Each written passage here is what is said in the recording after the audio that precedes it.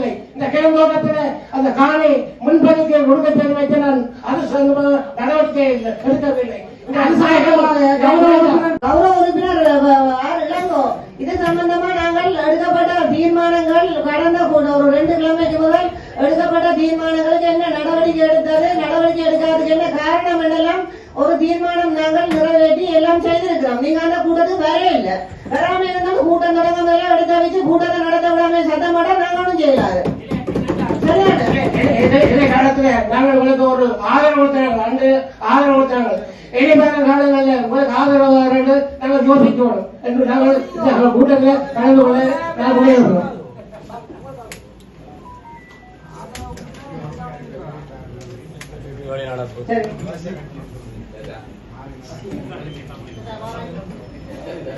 பலக்கடை சம்பந்தமா பிரேரணை வரைக்க அது சம்பந்தமா தெளிவா இப்ப கௌரவ உறுப்பினர் பிரேரணை வரைக்க கலைக்கலாம். அதை விட்டுட்டு கூட்டம் தொடங்க முதல்ல நீங்கள் 10 மாசம் கூட்டம் நடந்தது. நீங்கள் இந்த பிரேரணைக்கு தீர்மானங்கள் எடுக்கப்பட்டு தீர்மானங்கள் அவ்வளவு தீர்மானமும் அன்றைக்கு 2 கிழமை செயலாளர் நாங்கள் எத்தனை தேதி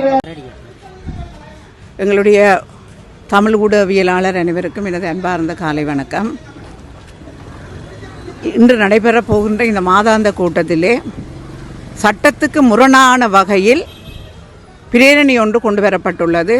ஒரு பிரேரணை கொண்டு வரப்படுகின்ற போது சட்ட விதிமுறைகளுக்கு மாறான பிரேரணைகளை கௌரவ முதல்வர் அவர்கள் அங்கீகரிக்க கூடாது. எனவே இந்த பிரேரணை வந்தவுடன் நாங்கள் பார்வையிட்ட போது ஒரு வருமான இழப்பை காரணமாக காட்டி வருமான இழப்புக்கு காரணமாக இருக்கின்ற இந்த ஒரு பிரேரணையை மாநகர முதல்வர் அவர்கள் இந்த பிரேரணை நிகழ்ச்சி நிரலே போடப்பட்டது உண்மையாக கண்டிக்கப்பட வேண்டிய விடயம். இந்த வருமான இழப்பு ஏற்படுவதற்கு காரணமான மாநகர முதல்வர் இதற்கு பொறுப்பு கூற வேண்டும். இது ஒரு பாரிய சட்ட ரீதியான பிரச்சனை. எனவே 2 காரணங்கள். ஒன்று, அந்த பிள்ளைகளுடைய வாழ்வாதாரத்தை நாங்கள் மீளலை செய்ய வேண்டும். அதே நேரத்தில் சட்ட ரீதியான ஒரு பிரேரணை அங்கீகரித்திருக்கிறார்கள். அங்கீகரித்தது முதல்வர் அங்கீகரித்து எழுத்துப்பூர்வமாக இந்த நிகழ்ச்சி நிரலை சேர்த்திருக்கின்றார்கள். எனவே 2 முரண்பட்ட செய்திகளாக இருப்பதனால் பல உரிமையாளர்கள் பல உரிமையாளர்கள் இது சம்பந்தமாக நீண்ட காலமாக இது பிரேரணை அந்த கடைகளை அகற்ற வேண்டும் என்று சொல்லி, ஆனால் நாங்கள் உள்ளூராட்சி ஆணையாளருடன் தொடர்பு கொண்டு சில செய்திகளை நாங்கள் கேட்கின்ற போது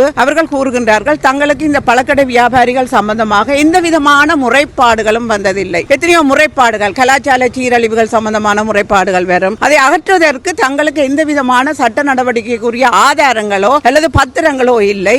அவர்கள் தங்கட பாடல தங்கட தொழிலையும் தங்களுடைய குடும்பத்தையும் பார்த்து வாழ்வாதாரத்தை மேம்படுத்தி செய்கின்றார்கள். எனவே இந்த நிலைமையிலே அவர்களை அகற்ற வேண்டும் என்றது அரசியல் உள்நோக்கமாகும். எனவே நிதிக்குழுவிலே எடுத்த தீர்மானத்திற்கு மாறாக இந்த இன்றைய பிரேரணை இன்றைக்கு முன்வைக்கப்பட்டுள்ளது. இது உண்மையாக கண்டிக்கப்பட வேண்டிய விடயம். அந்த பிள்ளைகள் இதனை வைத்துத்தான் தங்களுடைய குடும்பங்கள், நான் நினைக்கிறேன் கிட்டத்தட்ட 100 பேருக்கிட்ட அதனால் பயனடைகின்றார்கள். தங்கள் வாழ்வாதாரத்தை எத்தனையோ பழக்கடை வியாபாரிகளுடைய பிள்ளைகள் புலமை பரிசில் பரீட்சை சித்தி பெற்று தங்களுடைய குழந்தைகளை பாரிய பாடசாலைகளிலே கல்வி கற்பதற்காக செய்திருக்கின்றார்கள். எனவே இதனை இடைநிறுத்தப்படுகின்ற போது என்ன விளைவுகள் வரும் என்பதை தெரியாமல் இன்றைய கௌரவ முதல்வர் அவர்கள் இந்த கௌரவ உறுப்பினருடைய பிரேரணை அங்கீகரித்து இந்த நிகழ்ச்சி நிரலே போட்டிருக்கின்றார். இது உண்மையாக பெரிய வரலாறுடையது. எங்களுடைய முன்னாள் அமைச்சர் கௌரவ டக்ளஸ் தேவானந்தா அவர்களுடைய ஒரு தீர்க்க தரிசனமான ஒரு உண்மையிலே இந்த இடங்கள் எல்லாம் பயிரப்பட்டு அஞ்சடி என்ற இதுக்கு அமைவாக இந்த பிள்ளைகளுக்கு இந்த கடைகள் பயிரப்பட்டது. எனவே ஒழுங்குமுறையாக நடைபெறுகின்றது. ஆனால் ஒன்று, இவற்றை நவீனமயப்படுத்த வேண்டும். அழகூட்டும் விதயத்திலே நவீனமயப்படுத்த வேண்டும். சரியான முறையிலே ஒழுங்குபடுத்தப்பட வேண்டும். ஒப்பந்தங்கள் புதுப்பிக்கப்பட வேண்டும். இதிலே நாங்கள் மாற்று கருத்தில்லை. இதனைத்தான் நாங்கள் நிதிக்குழுவிலே ஆராய்ந்திருந்தோம். இதுதான் முடிவாக்கப்பட்டிருந்தது. எனவே எல்லாவற்றையும் மீறி இன்று வருகின்ற பிரேரணைக்கு எதிராக நாங்கள் முழுமையாக குரல் கொடுத்து இந்த பிரேரணையை நாங்கள் நீக்குவோம் என்று கூறுகிறோம்.